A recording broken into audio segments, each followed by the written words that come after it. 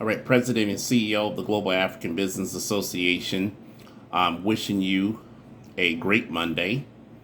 I'm here just to talk to you a few moments about supply chain, the importance of supply chain, and why this is important. Now, when you're looking at local urban communities that are cash strapped with their tax bases, we have to start looking at things in a 21st century perspective with the framework of the fourth industrial revolution.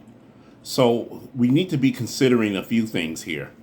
Using technology, not just as a way of connecting the Internet of Things, but also a way of manufacturing.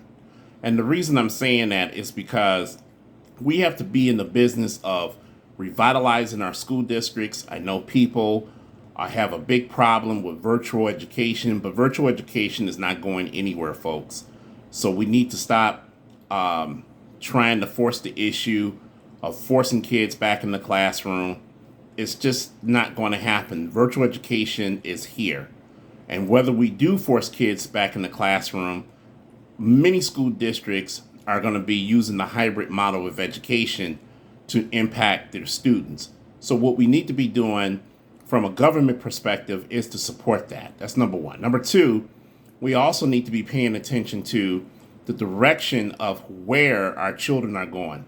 And what I mean by that is we need to get them early on engaged with skill tech trades that will connect them to a tech manufacturing base or a tech entrepreneurial base that will create revenue right here in our local urban communities so that they can have a stake in the community in which they're trying to invest in.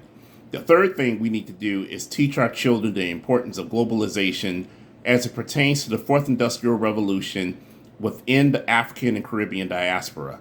I strongly believe that black people, both domestically and globally, need to create a two-way pipeline of investment so that we can sustain ourselves and create our own foreign policy measures.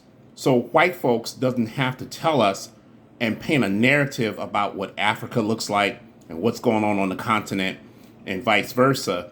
We'd be able to take control and paint our own narrative, not only paint our own narrative, but explain our own narrative in a factual sense as to why Africa is not the future, but Africa is today. We really need to be real serious about how to invest in our local communities, both domestically and globally.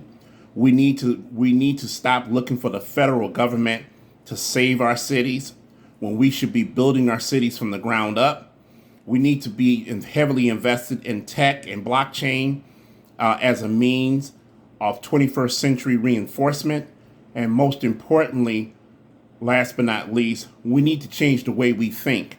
And what I mean by that is we need to stop accepting poverty as a norm and start accepting prosperity as a tool of impact, as a tool of action, so that we can create the results that's needed for the next 6 generations as part of our legacy.